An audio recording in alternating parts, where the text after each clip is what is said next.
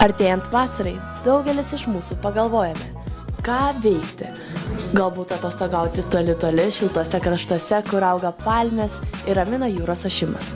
Tačiau dėja, bet daugelis šiais metais vasaras praleis savo gimtajame mieste, Kėdainiuose. Todėl šiandien Kėdainietis TV komanda jums atsakys į klausimą, ką veikti vasarą Kėdainių mieste.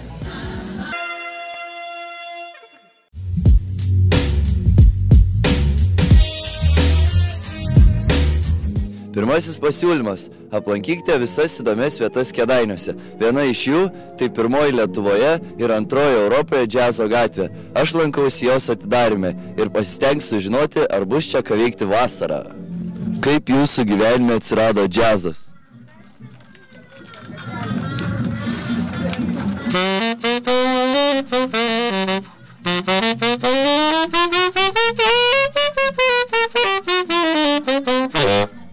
Kodėl Kėdainiams reikalingas džiazas?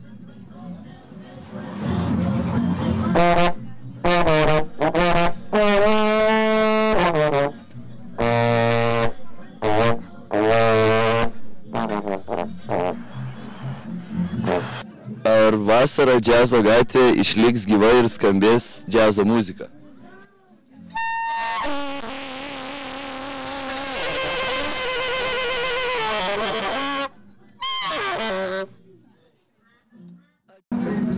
Kaip jūsų gyvenime atsirado džiazas? Labai netikėtai. Kažkurį tai rytą prabudau, išgirdau ir panorėjau išmokti. Kodėl Kėdainiams reikalinga džiazo gatvė? Jinai reikalinga galbūt ne tik Kėdainiams. Tai yra žodis, tai yra būsena atspindinti žmogų, tai yra laisvė, improvizacija, džiaugsmas, meilė. Daug žodžių. Kad būtų reikalinga, jinai čia yra galbūt, manyčiau, dėl to, kad mes per daug visi labai rimti aplinkui šiais laikais. Visi niūrus, kažkokie susirūpinę. O šita gatvelė galbūt jinai įneš tokią pozityvą miestą ir, jūs matot, kad kol kas labai faina, visi linksminasi. Šito ir reikėjo. Kuo jums asmeniškai ypatinga ši gatvė? Pavadinimu. Jeigu aš nežinau, kad jinai bus kažkada džiazo gatvė, aš užaugęs šitą gatvę. Ar vasarą džiazo gatvė išliks gyva ir ar skambės čia džiazo muzika? Mes stengsimės, kad tai būtų. Taip. Aš manau, kad visi turi domėtis ir turi džiaugtis džiazo muziką, tai aš manau, kad esu neišimtis. Taip, patinka. Aišku, tas skalė labai plati, tai viena gal smagiau gyvai žiūrėti kaip į procesą stebėti, kitos muzikos klausytis džiazinės, bet taip, labai džiaugiuosi, kad kėdainiečiai irgi džiazą myli. Kuo jums yra ypatinga džiazo gatvė? Džiazo gatvė, aš manau, kad yra kaip naujo Kėdainių etapo simbolis. Kėdainiai turtingi savo istoriją ir tikrai ilgus šimtmečius ir pirkliai, ir politikai, ir visa kita, bet ir buvo turbūt diskusijų, ar tinkama pavadinti džiazo gatvę, būtent šią gatvę, bet aš manau, kad tai yra kaip simbolis naujo Kėdainių etapo, naujų, laisvų, veržlių žmonių. Ko reiktų džiazo gatvėje, kad nuolat čia užsuktumėt? Aš manau, kad pirmiausia kažkas turėtų nupirkti šitą namą, kuris parduodamas ir kad būtų daugiau šurmulio, bet kaip šiandieną. Malonu būti atokaitoj prie kavos puodelio ar kažkokio kito gėrimo ir maloniai leisti laiką. Kuo jums yra ypatinga džiazo gatvė?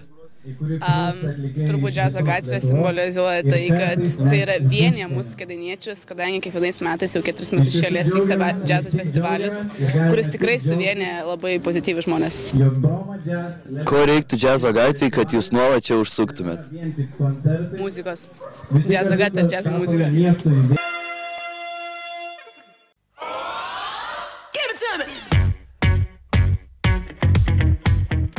Antras pasiūlymas – pasidžiauk puikiu oru, pasimk savo draugus ir lėkite kartu į gamtą. Kėdainietis TV komanda šiandien yra pasiryžę įvykdyti maudynių challenge ir atidaryti visų taip laukiamą maudymosi sezoną. Galbūt oras ir nėra labai šiltas, bet naiviai tikiuosi, kad šis vanduo sukels mums vasarišką nuotaiką.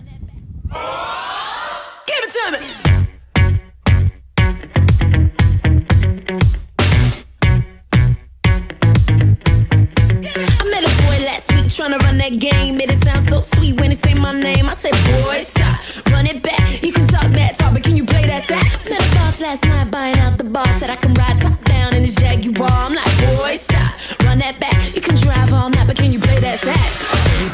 baby, I've been waiting for the one to blow my mind. Baby, maybe you can get it if you got that thing I like. I need a spin up with the change rounds up. The type of red hot love that got me freezing cold. Say you can go all night the way you lay that check. But if you wanna hear me sing, you better play that sax. Give it to me.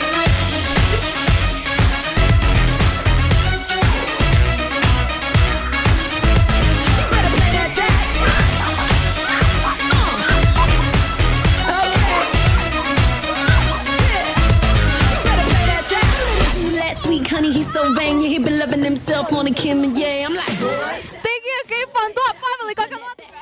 Žiauriai gera nuotaika, vanduo yra gan šaltas, bet vasarai reikia ruoštis. Tai ar vasaros sezonas jau atidarytas? Taip. Kaip šalta! Bet taigi dar ne vasara. Beveik. Nu, gegužė, tai jau vasara. Ar balandį? Tu gegužė ar balandį?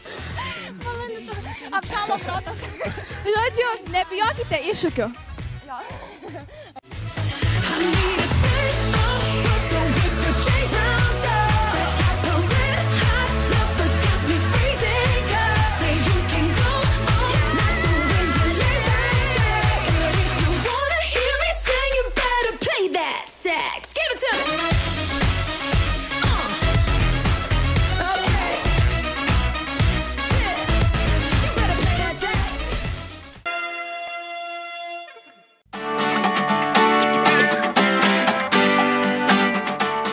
Trečias pasiūlymas – susirask darbą.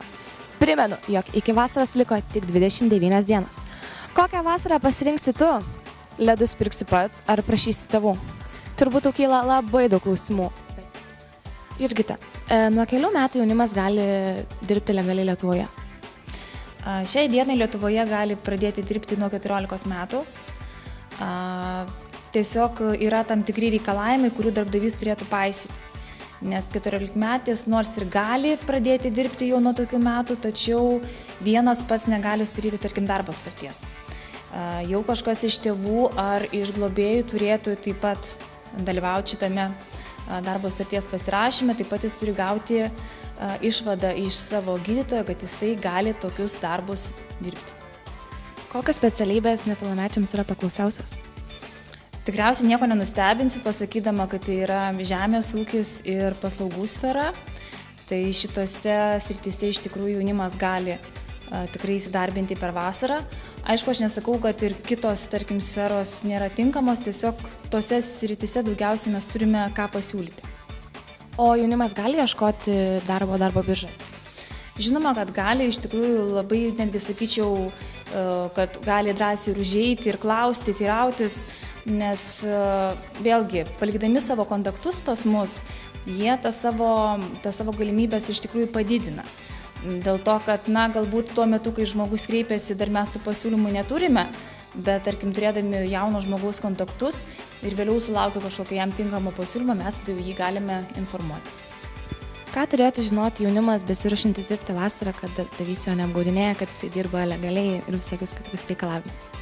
Pirmiausia, tai turi žinoti, kad bet koks įdarbinimas turi būti įformintas darbo sutartimi. Tai yra labai svarbu, dėl to, kad darbo sutartis yra būtent tas garantas, kuriame yra nurodytos darbo sąlygos, suderėtas atlygis, taip pat, įvykus kažkokiam nelaimingam atsitikimui, tai vėlgi tai yra garantija, kad jisai bus apsaugotas. Tiesiog pagal tas sąlygas, kokios buvo nurodytos. Kai kurios sritys iš tikrųjų gali būti formintos ne tik tai su darbo sutartimi, tarkim žemės ūkis, ar ne? Galima tose srityse dirbti su paslaugų kvitais. Tai vėlgi tai yra tokia galimybė, kaip, tarkim, iki 2 mėnesių gali darbdavys kažkokiam trumpalaikiam darbam jauną žmogų darbinti.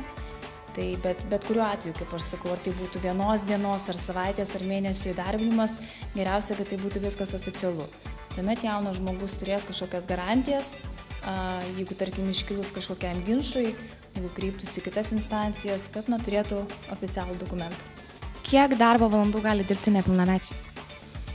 14-metis asmuo, jisai gali dirbti 7 valandas per dieną arba 35 valandas per savaitę. Vėliau jau nuo 15 iki 18 metų jau jie gali dirbti 8 valandas per dieną ir 40 valandų per savaitę. Kur jaunimas gali kreiptis dar, kad būtent sužinot konkrečią informaciją apie darbą vasarą?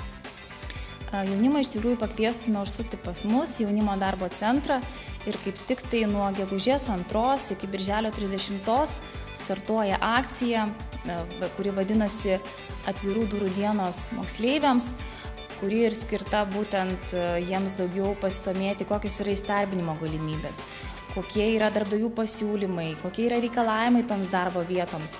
Taip pat kviečiau jaunimą pasidomėti, kaip sudalyvauti pokalbėje, kokių nedaryti klaidų, kaip pasiruošti tinkamą gyvenimo aprašymą. Yra iš tikrųjų netgi paplanuoti renginiai jaunimui, taip kad jaunimas tikrai drąsiai tegul užeina, klausia, teiraujasi, dalyvauja ir tikrai aš manau, kad jiems ta patirtis bus naudinga. Tikiuosi radai atsakymą bei motivaciją darbuotis vasarą.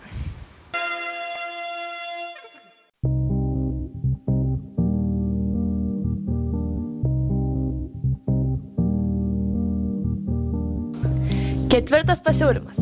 Drąsiai svajok, juk turi tiek daug gražaus laiko sukurti net ir savo verslo planą ateičiai.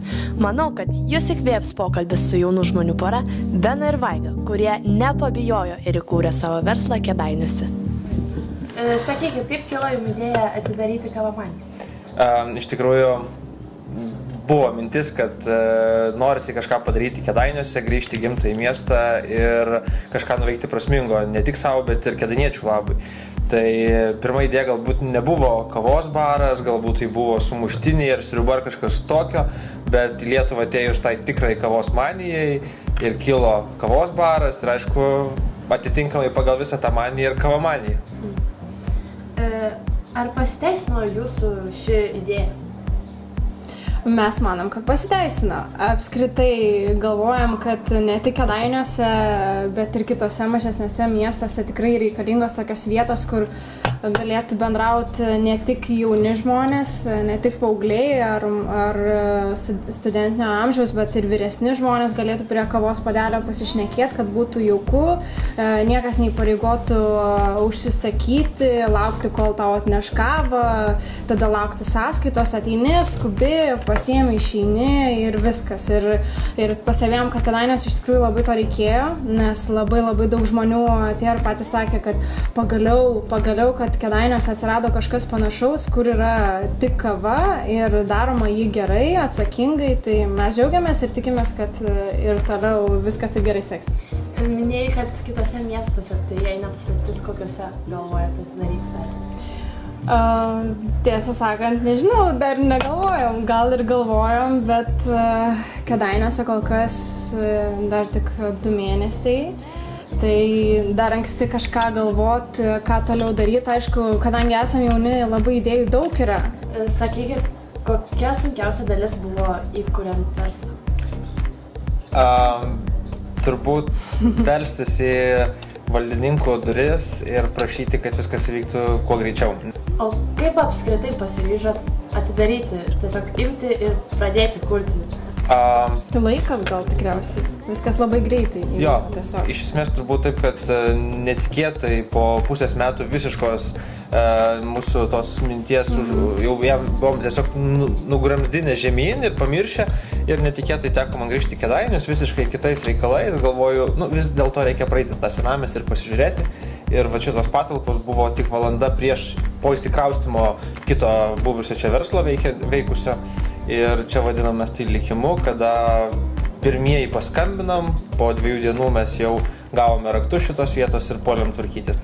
O kokius 3 pagrindinius dalykus reikėtų žinoti prieš pradedant verslą? Galbūt kuriuos tikrai ir jūs nežinojate ar žinojate? Nežinau, iš savo pusės, su kuo teko susidurti, tai turbūt visada reikia visada tai būna taip turbūt, kad kai skaičiuojasi, ko tau reikės, visada realioj situacijoje visko reikia daugiau. Tai iš tikrųjų reikia į priekį žiūrėti labai daug ir skaičiuoti, vis dėlto šiek tiek į priekį. Antras dalykas, tai turbūt reikia žinoti tai, kad vienu metu turbūt jau mes esam daug susidūrę, kad vienoje ar kitoje stadijoje tau ateina į galvą mintis, o galbūt to iš vis nereikėjo daryti. Tai žinoti, kad ateis tokia diena, kada tau šoks tokia mintis į galvą, bet ją vyti į šoną, važiuoti toliau ir viskas bus gerai. O trečia, nežinau. Prieš pradedant daryti, gal tiesiog tiksliai žinoti, kad tai, ką tu darai, tau patinka nedaryti tik tai dėl to, kad kažką daryti, bet kad tau tas sritis ir ta niša patiktų ir jei tu bent kažkiek nusimanai joje ir tu turėtum noro toliau gilintis, tobulintis, tai tada jokių sunkumų po to nebūna. Ar yra ko bijoti iškart baigus mokyklą savo verslą įkurti? Turi suvokti, jog jeigu tu nori tai padaryti ir tau patinka tai, ką tu darai, tai ta baimė jinai nebus tokia, kad tave sužlugdys visiškai. Tai tiesiog tavo idėja turi būti tokia, kad tu tikėtum tuo. Turiu gerą pavyzdį, kuris iš tikrųjų mane ir dalinai įkvėpė. Praėjusią vasarą teko dalyvauti vienoje stovykloje ir vakaro metu bendrauti ir klausytis pasakojimo dabar 20-mečio, bet 18 metų jaunuolio įkūrusio barą, ne kavos barą, bet barą Utenoje. Ir jam tuo metu dar buvo 17 metų, jis gyveno Vilniuje, važinėdavo į Uteną ir lygiai taip pat, jau būdamas dar nepilnamečiu, jau pradėjo dėliotis visus veiksmus, tapo pilnametis ir iš karto įkūrė verslą ir iš tikrųjų leido pagalvoti, kad iš tikrųjų mes jau esame šiek tiek vyresni ir nėra tikrai ko bijoti, o iš tikrųjų yra vietų, yra institucijų, yra žmonių, kurie visai noriai gali ir pagelbėti, tai yra pakonsultuoti. Kas džiugiausia, net ir konkurentai gali pakonsultuoti ir pasidalinti iš tikrųjų tokiais patarimais, kurie galbūt net apie juos net nepagalvojai. Tai iš tikrųjų reikia tik nebijoti ir į tave iš tikrųjų labai geranoriškai žiūri tie žmonės, kurie gali tuo pagelbėti. Gerai, ačiū labai. Akivaizdu, kad verslas labai rimtas dalykas. Todėl vasarą, kol galvoje sukasi ne tik mintis apie mokslą, galime pasvajoti apie savo ateities planus.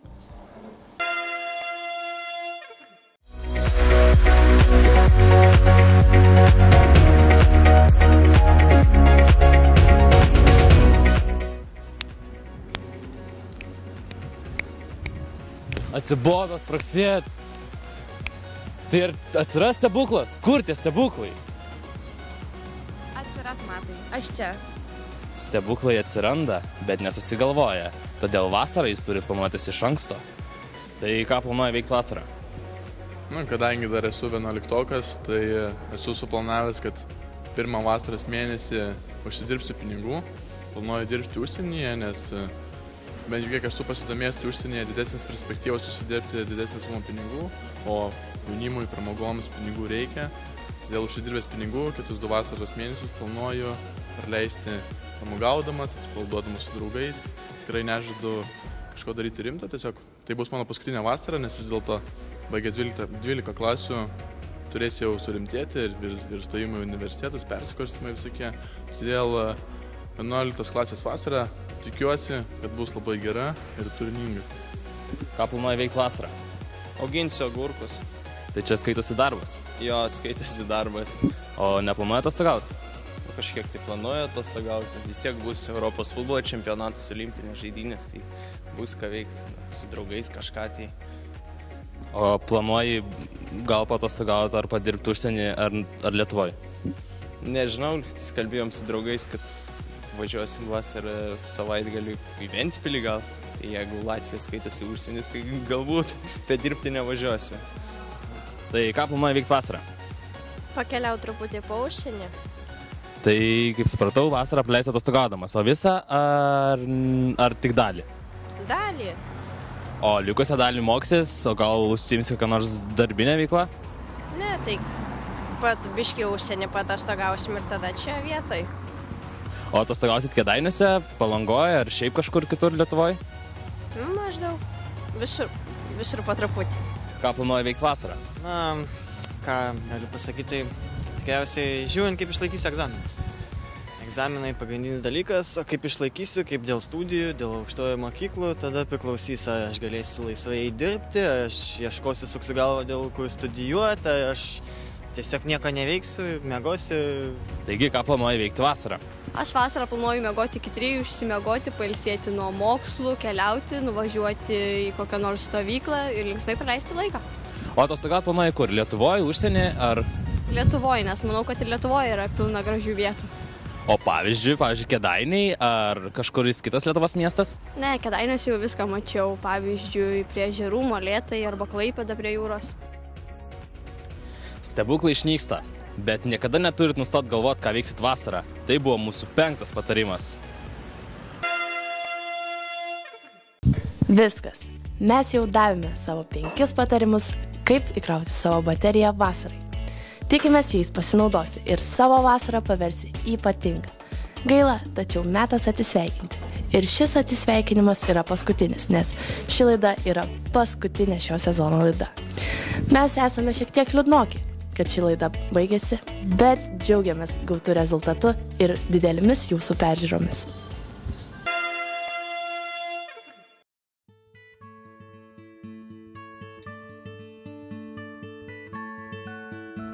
Taip jau išėjo, kad buvau šios laidos projekto vadovė, nors kokia čia vadovė, tiesiog visų draugė, tik kartais truputį griežtesnė neįprastai. Na ir šiandien savo komandai skiriu paskutinę užduotį, kuri tikiuosi kiekvieną iš jūsų geras, puikus ir motyvuotas Kėdainių jaunime paskatins ir kitais metais prisijungti prie Kėdainietis TV sezono. Kėdainietis TV man buvo nauja gyvenimo patirtis. Kėdainietis TV man buvo vieta, kur galėjau save realizuoti daugelį sferų, kur susiradau daug naujų draugų ir smagiai praleidau laiką. Kėdainietis TV buvo vienas geriausių dalykų mano gyvenime. Kėdainietis TV man buvo patirtis, džiaugsmas ir nauji potyriai. Kėdainietis TV man buvo labai didelė patirtis. Kėdainietis TV man buvo kažkas tokio, ko anksčiau dar nedariau. Kėdainietis TV man buvo puikia patirtis, puikūs žmonės ir nuostabi aplinka. Kėdainietis TV man buvo gera patirtis. Čia aš įgavau gerų emocijų. Čia aš įgavau patirties, kaip reikia elgtis prieš kamerą, kaip reikia kurti reportažus, imti interviu ir bendrauti su žmonėmis. Čia aš įgavau naujų draugų, naujos patirties ir naujos laimės. Čia aš išmokau gražiai kalbėti prieš kamerą. Čia aš išmokau žurnalistikos pagrindų. Čia aš įgavau naujos patirties bei naujų draugų. Čia aš išmokau formuluoti taisyklingai klausimus, imant interviu, aišku, filmuoti bei montuoti ir tuo džiaugiuosi. Čia aš išmokau išreikšti save ir atrasti. Niekada nepamiršiu Kėdainietis TV komandos ir mūsų nuostabaus praleisto laiko kartu. Niekada nepamiršiu Kėdainietis TV. Niekada nepamiršiu komandos narių ir to atsakomybės jausmo, kuomet tu žinai, kad esi svarbi komandos dalis. Niekada nepamiršiu kiekvieno žmogaus iš čia, visų feilų, visų susirinkimų, susibūrimų ir tiesiog visų. Niekada nepamiršiu šios nuostabios komandos. Niekada nepamiršiu mūsų šaradų ir Ievos vaizdavimų. Niekada nepamiršiu šios 10 narių nesveikai linksmos ir kartais netgi bjaurios komandos. Iš tikrųjų, niekada nepamiršiu šios patirties ir šio įdėto darbo, nes buvo ir linksmų akimirkų, buvo ir akimirkų, kai teko ir nemiegot gan ilgai. Aišku, niekada nepamiršiu ir projekto vadovės Emilės marazmų man, kurie kartais atrodo labai rimti ir dėl nieko, kartais atrodo labai rimti ir tikrai dėl vertų dalykų. Niekada nepamiršiu linksmiausių reportažų, linksmiausių vakarų ir geriausių laiko. Labiausiai pasiilgsiu tų linksmų ir nepavykusių kadrų. Labiausiai pasiilgsiu visko, kas čia buvo. Labiausiai pasiilgsiu mūsų visų bendro darbo ir susirinkimo. Labiausiai pasiilgsiu Kėdainietis TV komandos. Labiausiai pasiilgsiu visų komandos narių. Labiausiai pasiilgsiu tikriausiai Kėdainietis TV komandos ir neoficialių susirinkimų. Labiausiai pasiilgsiu kameros. Nes man patinka dėmesys. Labiausiai pasiliksiu savęs telikę, juokauju, pasiliksiu mūsų nuostabios komandos.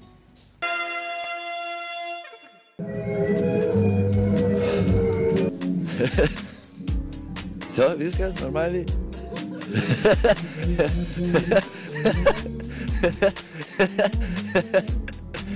Tuoj vala. O, diena. Viską. Apie viską, su visais, visur. Все, gerai. Pirmoji vieta iš naujo. Nesmaka lašinių.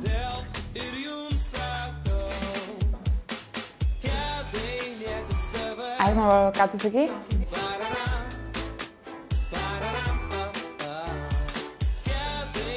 Man visą sakinį, kad net tai man buvo pasakyti. Pala, ką mes čia veikiam? Ne. Aš paklausiu, ką mes čia veikiam? Tu sakyk. Duok mikrofoną. Kad net tai man buvo ir pasakyti, ne? Geras. Labas, kėdainiečiai. Mama, palaukus, kad reikia žiūrėti. Būdama. Ne, per mane. Apie savo ateities planus. Labai svariau svajoti. Nepraleiskit ir miestelę. Miestelę. Akivaizdu, kad verslas.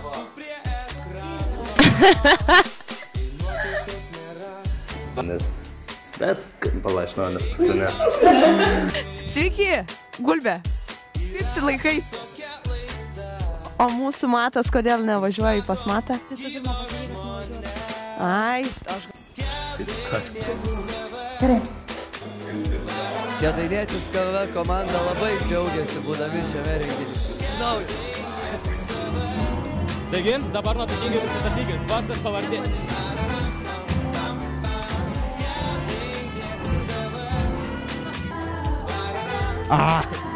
Į pramogų centrą Vikonda renkasi ne tik Kėdainių žvaigždutės.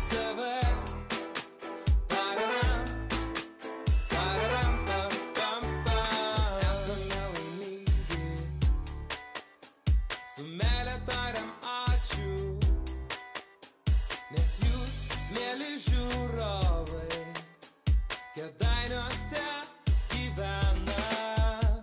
Mes esame laimingi, su meile viską darom, nes mes ir jūs žiūrovai, toj meilėje